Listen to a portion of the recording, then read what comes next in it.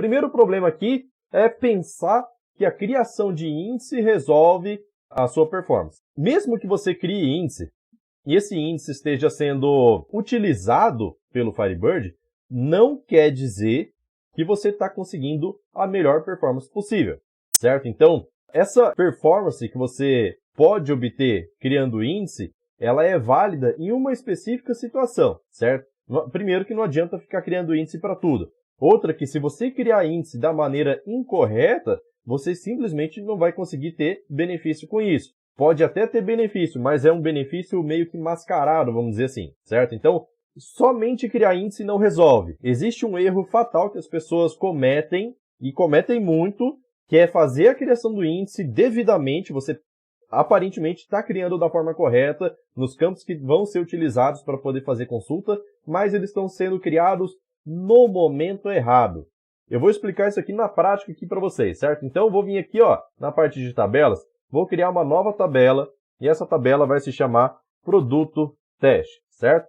A tabela Produto Teste, ela vai ter um campo ID, que vai ser um autoincremento, então, e uma PK, né, também.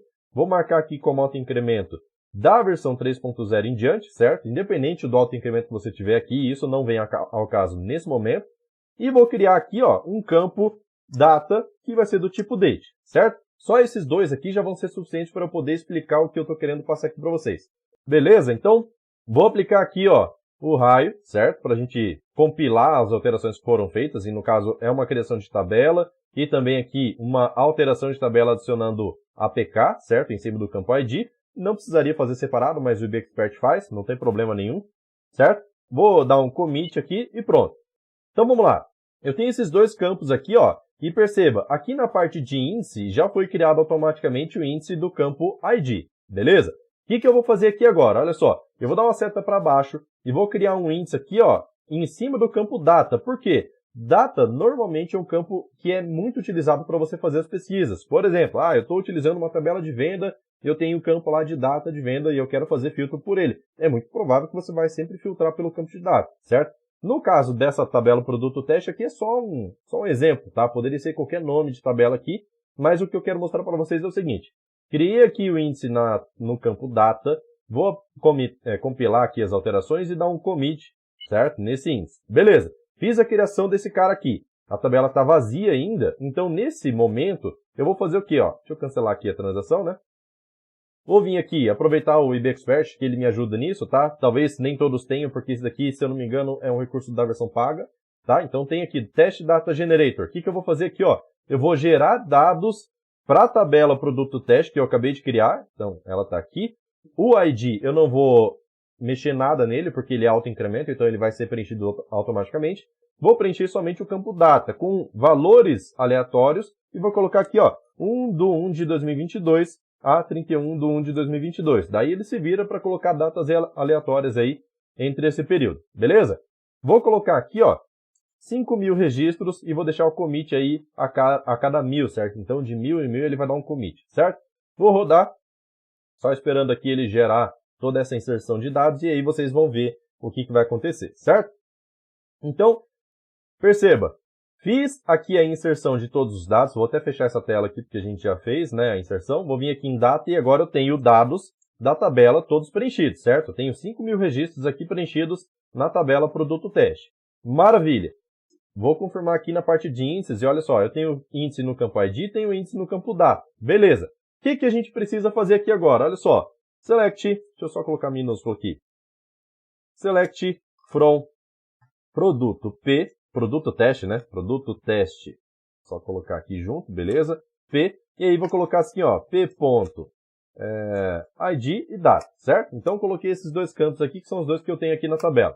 Se eu dou um Shift F9, estou fazendo uma leitura completa aqui, 5.000 registros, de forma natural. Beleza? Isso daqui é a forma mais rápida de se fazer uma listagem, já que eu não estou filtrando por nada. Então ele pega na ordem que foi inserido. Maravilha! Mas não é isso que eu quero mostrar aqui para você agora. Lembra que eu criei índice em cima do campo de data, certo? Vou colocar aqui, ó, where p.data igual, abre e fecha aspas.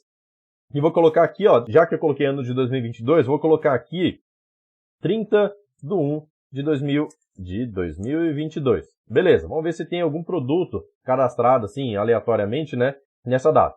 Shift F9 aqui, perceba que tem vários produtos, vamos lá. Então ele tem 97 registros inseridos. Agora, observe a aba Performance e você vai se surpreender com isso, com certeza. Olha só, ele fez a leitura dos 97 registros, certo? Apenas dos 97. Lembra que eu fiz uma leitura aqui com Shift F9 para ele utilizar o FAT-ALL, ou seja, ele utilizou a indexação. Se eu observar aqui o Plan Analyzer, olha só, ele fez a utilização do produto teste IDX1, que é em cima do campo data. Então, eu criei o índice e o índice foi utilizado. Ah, Edson, mas não está certo dessa forma? Até tá, mas tem uma coisa que muita gente deixa passar, e isso acontece muitas vezes quando você tem um banco de desenvolvimento preparado, por exemplo. Deixa eu só cancelar aqui a transação. Então a gente tem um banco de desenvolvimento preparado lá, um banco zerado, vamos dizer assim, né? E esse banco zerado, você tem lá todos os campos, todas as tabelas, todas as procedures, mas não tem dados nenhum lá dentro, certo? Tem índice, tem tudo, mas não tem dados, certo? Por quê? Quando você entrar no seu cliente novo, você vai capturar os dados dele, vai jogar para esse banco de dados zerado, e aí vai colocar o banco de dados lá no cliente, certo? Beleza. Daí a gente está falando de estruturas muito mais complexas do que essa que a gente acabou de criar aqui da Produto Teste, certo? Então, o que acontece?